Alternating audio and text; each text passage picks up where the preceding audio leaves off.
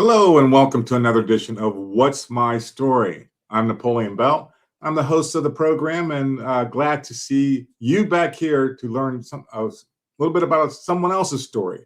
As you know, when you learn someone's story, it helps you understand who they are and vice versa. So hopefully that we are bringing you some content, in the past and in the future that you'll learn a little bit more about someone here in the Central Ohio community and beyond, right?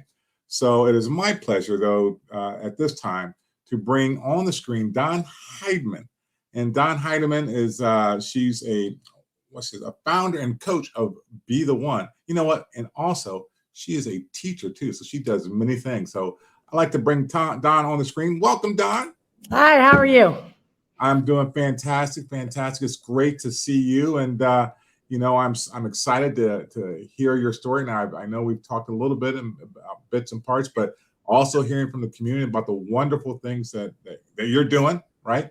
I hope. Yeah, in the schools. But with the program of What's My Story, we want to learn a little bit more about those things that maybe people don't know about also. So, Don, let's first start off with, I know that you're the founder and coach of Be the One, but how did, were you born here in Columbus, Ohio? Where are you? No, it's great. It's a great story. I actually was born in Akron, Ohio. Okay. My father was a teacher at Akron Bookdale. They were the Bookdale Griffins. And so my son, ironically, my son's name is Griffin. If I lived in Akron, I probably couldn't have done that. But since I'm down here in Columbus, it goes. Right. And I have two children. I have a 19-year-old daughter and 15-year-old son. I was born in Akron, a family of educators. I watched my father really serve and change lives through athletics. Okay.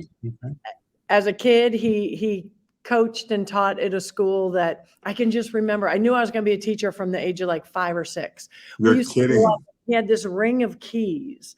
And so you get these keys out. I mean, I don't know if he was a custodian on the side or what, but man, he had a lot of keys. And he would get the keys out and he would slide open this metal gate. And I can remember the screech of it, and he'd pull his metal gate open and he'd take us in the gym. Or this school he was at had a pool. And so we would swim, we would play in the gym, and then he'd take us to basketball games. And it was an urban school. And here we are going to these basketball games, and man, everybody knew us, and there's some great Cavaliers that knew my father, and Gus Johnson, Nate Thurman. I remember Nate Thurman, his hands, I don't know how big they were. As a kid, they were like this big. And, right. He used to take his leather gloves off and fold them together and then slap me in the head and be like, "Hey, little Heido." And I'd be like, "How you doing?" I had no idea. And I couldn't believe that's where my dad got to work every day. I was like, this is the best job ever that you can be around people, be around kids, and make a difference in someone's life. Like, best job ever. Yeah.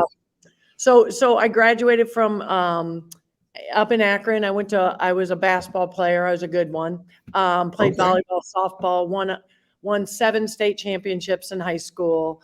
In the 3 schools. Gosh. Got heavily recruited to go to a lot of different schools. And my senior year, like a lot of kids experience, I took a shot from half court and had a devastating knee injury. So, oh my goodness. I'm old. That was in 1985, and the doctors told me I'd never play again. Was able to still get a D1 scholarship, played at Ohio University, still the scoring record down there, and majored in education. Coached for a little while after college. Was a head coach at Athens High School. Yes, I know the boroughs. And did a little coaching, and then my father passed away. I was 3 years out of college. He ran 17 miles the night before he died. Never woke up the next morning. We found that he had heart disease. It was just masked by his physical fitness. He's such a great. So stopped coaching and never looked back to coaching again. And decided I wanted to make a different path in the classroom, right? So what I didn't do on the basketball court, I wanted to do in the classroom. So So were you a teacher at that? I mean, did you have your teaching degree or what have you at that yeah, time? I was Okay. teaching at Athens, and then I Okay. left. I actually went to California for a year and taught out there. I had dreams of playing in WNBA. I was too old by that time. I should have came around earlier. Um, Went to Michigan and was an assistant principal on a Native American reservation. Um, Really? and then decided to come back to Columbus really for basketball purposes, Yeah. and had never lived here before. I had to figure out a way to make money while I was training. Again, it's hard to let go of those dreams. And Right. I Right. walked into Independence High School on the east side. I lived over by World Harvest Church, and I walked in and just asked to speak to the principal. And I said, I don't know anything, but I don't know anything about the school district, but I'm looking to substitute teach. How do you do it? Oh, And wow. he Okay. said, "What's your subject?" And I said, "Math." He said, "Where'd you go to college?" I said, "OU." He said, "I've seen you play." He had played football at OU years Oh, back. So he would goodness. come down to games and he said, "Can you Right. start tomorrow? I'm down a math teacher." And Perfect. so It was meant to happen. It it was was meant to meant happen. to happen. So, I had to get my fingerprinting, all that stuff, and started at Independence. Was a 76er. Um, Stayed there for 5 years. Got a phone call. East High School needs you to run the Freshman Success Academy. Okay. And so I went over to East. Spent a few great years there with Ed Johnson, Karen Mm, Zalak. Oh, right. man. Martha Howe, the band, the tradition at East. I was Yes. a Tiger through Yes. and through. Used to Right. put my daughter in a wagon and pull her from the parking lot down to Harley Field.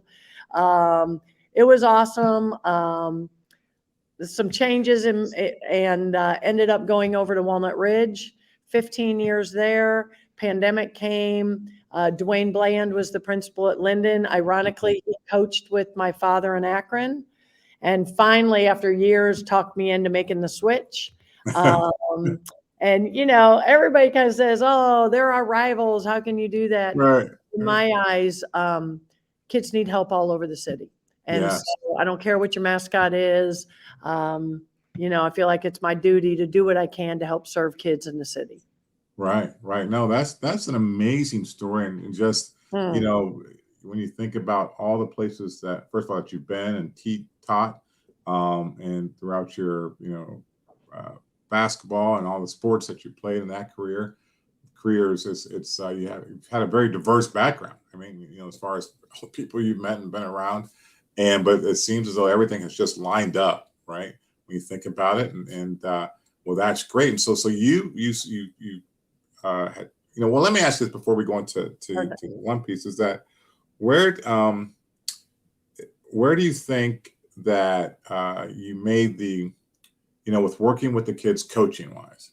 Well, did you ever have a kid that you're like, this is the one kid that I'm going to work on, and that that maybe 10 years from then they came back, or that you Oh saw their gosh. growth I mean, or perfect day to do this. It's constant. I have a yeah, constant stream. And I'm going to say this, and some of the listeners might take this out of proportion, but first I used to use my basketball skills to challenge a kid. There's a young man named Stefan Dunn. He was a very good athlete in the city. And he didn't want to listen to my rules. I was like, fine, I challenge you one-on-one. I win, you buckle in, you do what I ask you to do. You win, you change the rule. And so for my 5 years at Independence, I was undefeated. And you only have to beat one or two kids for right, everybody to know not to challenge Heideman. And then, as I started getting older, I got to use some other tricks, right? Yeah, I really think I always say it this way, and people misinterpret it. At Independence, I fell in love with my first students. yeah, And when I say yeah, fell in love, till this day, there's a young lady over there that I've been to her husband's funeral. I've been at, the birthday parties of her children. There's a young man, he went by Funny Man Braze Dave. He performed at the comedy clubs in Columbus and really had a difficult life. And he was the kid in my class that I used to tell him, like, he was so funny. But I would say, your humor's at the wrong time. If you can ever uh, figure it out and use your brain and your funny together, you're going to make it somewhere. But yeah, right now, you're ruining my class. And he used to come into class super late and he'd say, I know, teach, you're not letting me in. I said, you couldn't be so lucky. Sit down and get in here, because the halls wasn't where he needed to be. And so back up to last Christmas, I took my program on a field trip, and we were making blankets for a cancer center. And we can only fit half of the kids in the cafeteria to make the blankets. What am I going to do with the other half? So I call him. Hey, come put on a comedy show for my kids. Keep it clean, but I need you to be funny. And no problem, teach. I got you. And he came. He actually passed away this summer suddenly. And so his buddy that was a comedian with him said he wants to carry on the tradition, and he wants to do the comedy routine every Christmas for our party. And I have kids that come back all the time. Yeah. Once you love them, you don't have an option. Just the other day, there was a school on the east side that was doing a project, and it was awesome, and it was an outdoor project. So I walked up in my neighborhood to see it, and a car U-turned on Broad Street, pulled over, turned on their flashers. She jumped out, Ms. Heideman. And, right away, I know her name. I haven't taught her for 20 years. But I think when you love your students, it's different than someone being on your roster. They become kind of a second family, and so you never forget them. And they never forget me. Right. Yeah, I can definitely see that, and in yourself, but also I used to teach Little League football, and so people would come up, kids that don't know what they're now, look at me in the eye. Well, do you remember me? And I'm trying to remember all that, but sometimes it comes to me, sometimes it doesn't. But we can only hope that all the teachers and all those that came in contact with our students, felt the same way that you do, and really embraced them and worked with them even long after they're out of school. But so that's amazing. So I think that speaks to kind of what you're doing now, right? As I introduced you as the founder and coach of Be the One, that you're doing, what exactly is that, and how'd that get started? Yeah, so Be the One, the logo's behind me here. I'm gonna spin my, you can see my classroom. I have a wall of graduates. Yeah, amazing. So that's what it is. Okay. That's what it is. Be the One is about undergirthing and supporting students, often kids that are most at risk, that have had things happen in their lives, or find themselves falling through the cracks of support within the school, within families, within communities. They used to say it took a village, but I think what's happened is a lot of the villages disappeared. I don't think our students use their religious institutions the same way they used to. I think neighbors a lot of times don't even know one another at this point. Wow. And I think, a lot of our students are so transient. A lot of times they don't connect with somebody long-term, or, so I really think it became, in 2015, a student had something really bad happen in her family. And it was the same day that it was my daughter's birthday. And so my brain couldn't equalize that. How are they both required to take the same testing? They're both required when their support systems are totally different. And what can I do to fill that gap? And so I started with 20 students at Walnut Ridge. I didn't know what I was going to do with them. I thought I was going to do study hall, but one kid had homework, one kid didn't. One kid was frustrated by the time I got to him because they couldn't figure it out. So that was a fail, a huge fail. And then we went to the Ronald McDonald House and volunteered. Huge fail. We burnt the cookies. And I was like, okay, that didn't help anybody. And so then, it just kind of morphed, and I stole and borrowed ideas from other people in my village.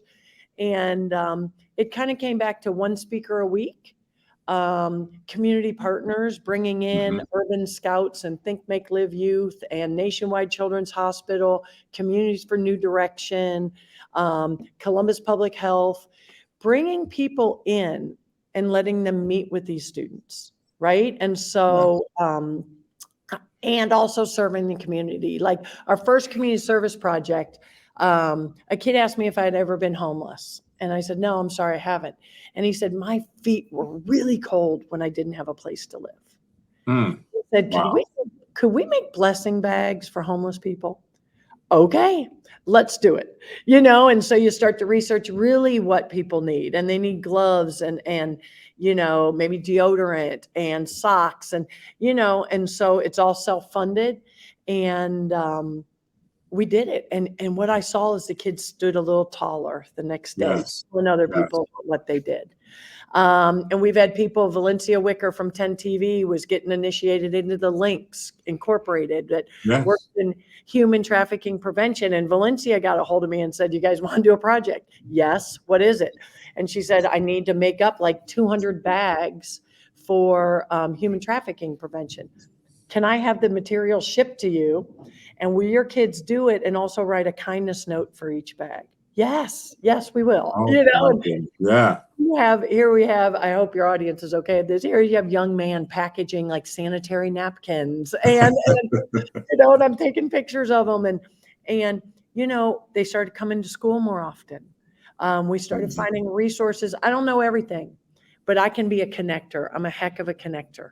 Okay. And I can connect kids to the official people that really know what they're doing as far as, homelessness and not having enough food or healthcare or, and so it's just kind of morphed.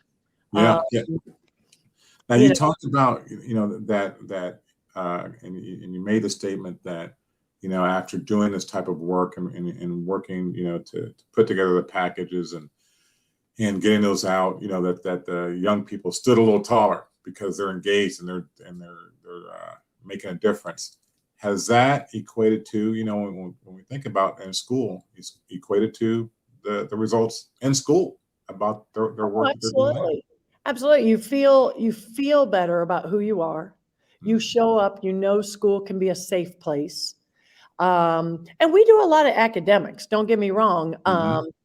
We have high expectations. I have a shirt on today and we buy the kids shirts. This one came from Nationwide Children's and it's kind of like an athlete wearing a jersey. Coach doesn't want to catch their athlete, in a fight in the hall with their jersey on or, doing the wrong thing or misbehaving for a teacher. And so we start to talk about representing one another. And you represent the kids that came before you. The young lady who had the traumatic injury or traumatic family event, she walked across stage. She became the first person in her family to graduate. So she can do it, so can you. Wow. And, I've had a student shot walking home from school. And he came back and taught himself how to write with his non-dominant hand and walked across the stage. And so Wow. the kids on my wall tell the story. It's my job to just either give the tunnel for the outside community partners, which I couldn't do without. We take them to the movies. We give them experiences. We do team building. We really become a safe space and a second family. So it was at Walnut Ridge. And then Lyndon McKinley wanted to expand. And so at one point we had it at Lyndon McKinley and Walnut Ridge. And the beauty was we could take those two groups of students who sometimes don't get along and they're Yeah. rivals. Right. And They're rivals. Yeah. elevate and be above the rivalry. So we would have kids hugging. And my favorite thing is the first time we got together, we were at the Far East Rec Center. Thank you, Roger Harper, for letting us use that space anytime I needed it. And we were at the Far East Rec Center and a Lyndon McKinley child was crying. And a Walnut Ridge kid, a boy, walked up and put their arm around her and said, you need to come talk to Miss Heideman. And I was like, whoa, right? What did we just see there? Do we see like love and bonding and kindness? Yeah. And so those are the things we work on. So when we expanded into Linden, Carla Hagee was the teacher that said, yes, I just need people to say yes. Yeah. And Carla said, yes, she expanded it. We do it very parallel to one another. And then during the pandemic, we felt the need was greater at Linden. And so I joined her over here. And now we're 7th through 12th grade at Lyndon McKinley. And we serve about 120 students. And I think you can start to put a dent in climate and culture and make a difference. And when I have other kids dragging kids going, oh, they want to be the one, I'm like, yes, we want other kids. Problem is we're starting to bottleneck now. We need more class periods to do it. It's not going to be able to be limited to just 4. And so we're trying to work with the superintendent on expanding it. I mean, really, after 30 years of teaching math, today I had 2 great Be the One sessions, and then I have to stop and teach solving equations,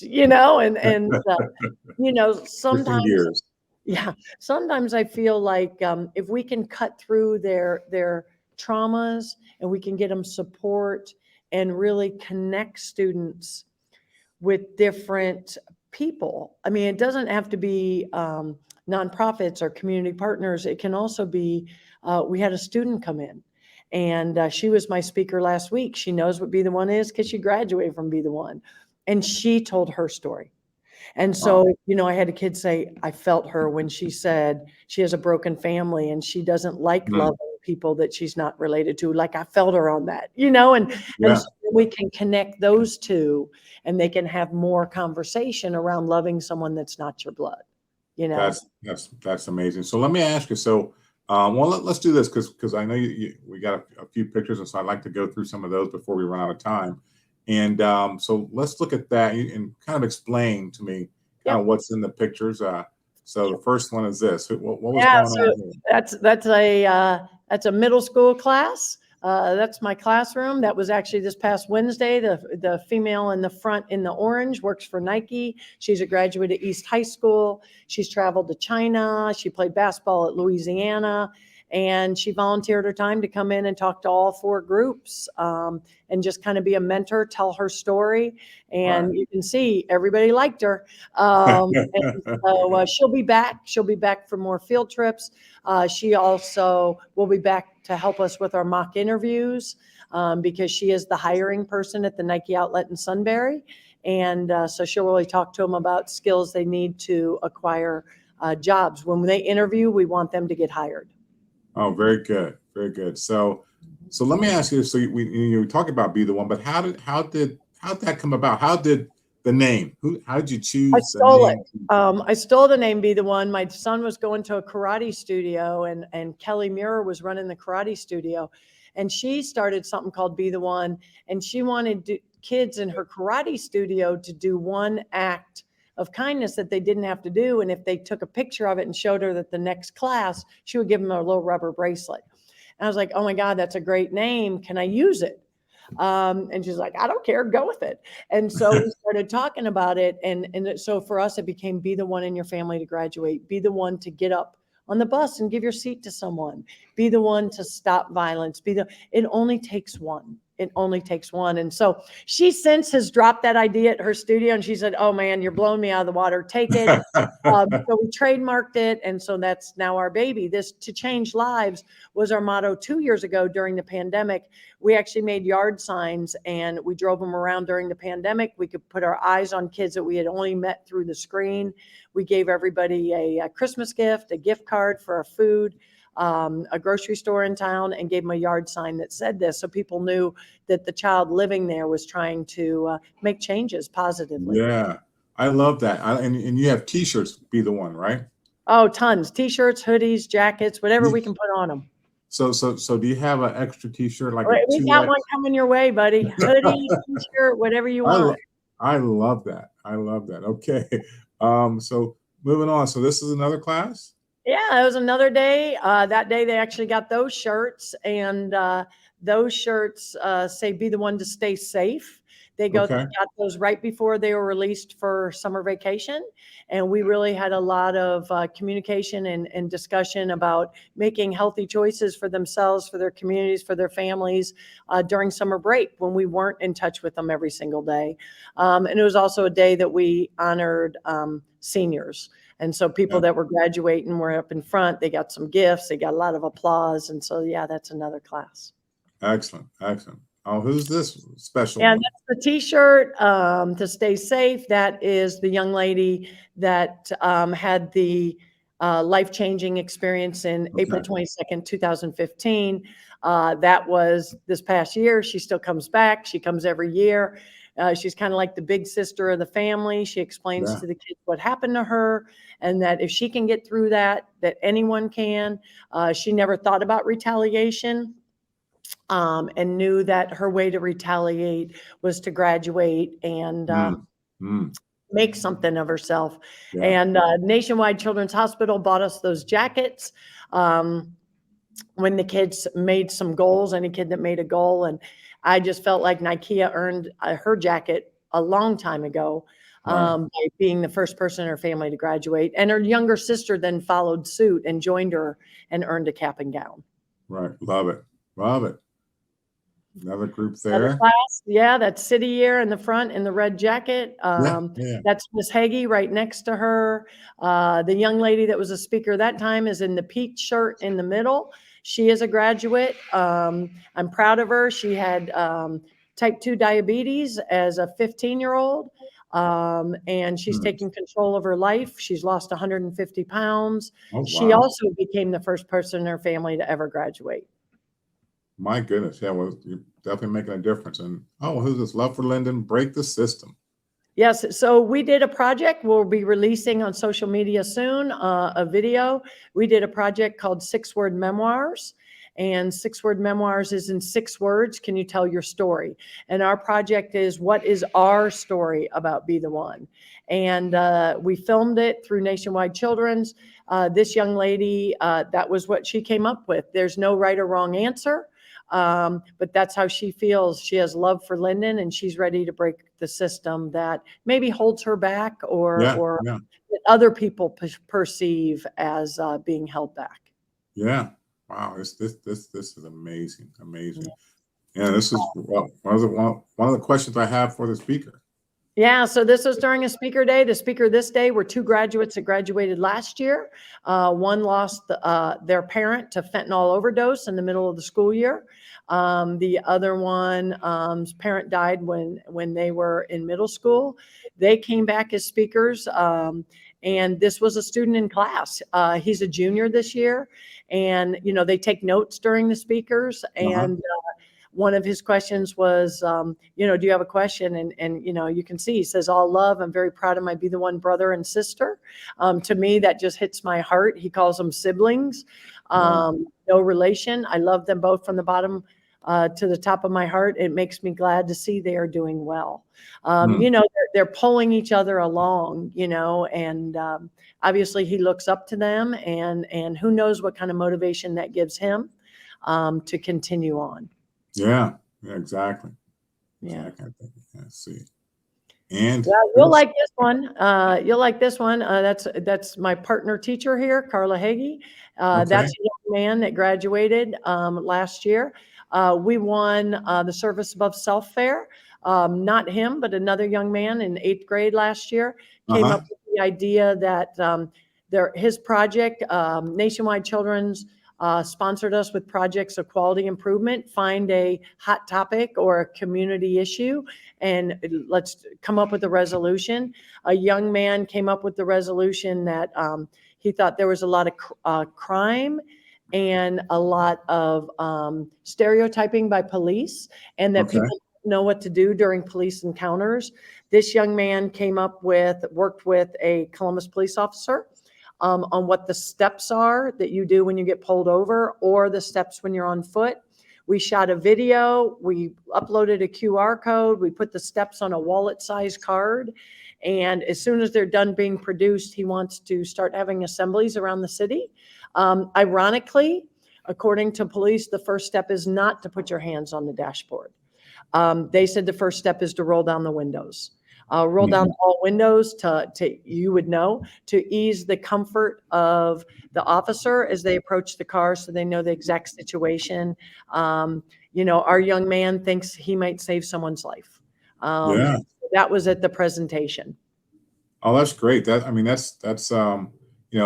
actually a big thing that has been asked about, and something that along those lines that we did some time ago. It's called the ABCs of CPD and CFD, but I love it that he is taking the initiative, that young people are saying, let's get involved in having these discussions, but also, making people aware of what to do and what not to do, in regards to, when Sure. We pulled want over. everybody to stay safe. We want all parties safe Yeah, at the end of all yeah, interactions. that is excellent. Good Mm, deal. mm. I love to meet him too, but Okay. um, let's see. And I think we Yeah. end with the Be the One logo. Yeah, So that's the official logo. I think what I'll say about that is again, if anybody feels like I appreciate this platform, I think we're one of the best kept secrets in Columbus City. We try to work with a lot of people. Al Edmondson has been in to speak to my children, Archie Griffin, the Huckleberry House. We bring a lot of people in. If you think, or anyone listening thinks they have something to offer the students, we would love it. We welcome, again, this is all the t-shirts are bought by Carla and I, or Nationwide Children's has sponsored around. We've gone to TED Talks, and Carla's made 100 peanut butter and jelly sandwiches in her kitchen, for us to have lunch for the kids. If anybody out there wants to get involved, and even if it's not Be the One, if it's a church, if it's your local rec center, if it's the Boys and Girls Club, what I say is find something that you can do that would assist our youth, and then show up. Just right. show up. That's the We have biggest a lot piece. of commitments, and they don't show up. Right. Yeah, that is the biggest piece, just showing up. So, you're doing such amazing work there. I just can't say enough. I'm sure all the young people are very appreciative, and their parents, et cetera, because I think you're changing minds and really creating a future, and instilling hope, right, to a lot of these young people that you're working with. And so we appreciate the work that you're doing. Oh, Right. thank you. The motto this year, as we close up, the motto this year, last year was grow and change. Okay. This year we're at learn, love, and then lead. So let's learn the skills we need. Let's love each other, and then let's lead our community. So Learn, love, and lead. yes.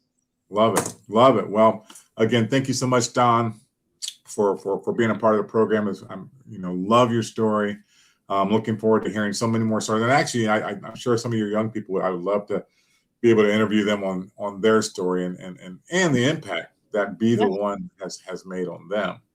Right? They would love the platform. Believe me, they have learned how to chat, and they can do it well. I bet. Well, I appreciate you, and take care. And don't go away, though. I'll be right back with you, but I'm going to end up our program here. So again, thanks for all that you do and making such a positive impact on our young people. And your story was simply amazing. Thank you. Thank you for giving me the platform, and hope people enjoy it. Yes. Thanks. All right. That was Don Heideman. Amazing story. And I just can't say it enough. And hopefully that you got a lot out of it. And if you want to get involved with the young people out there in Linden, McKinney, or Walnut Ridge, please do that, and so that you can be the one. So if you have an amazing story, someone, please have them get a hold of me. I would love to be able to hear their story and really show that to the world about the amazing people that we have here in Central Ohio and beyond, so that we can hear your story. Have a great week. Take care.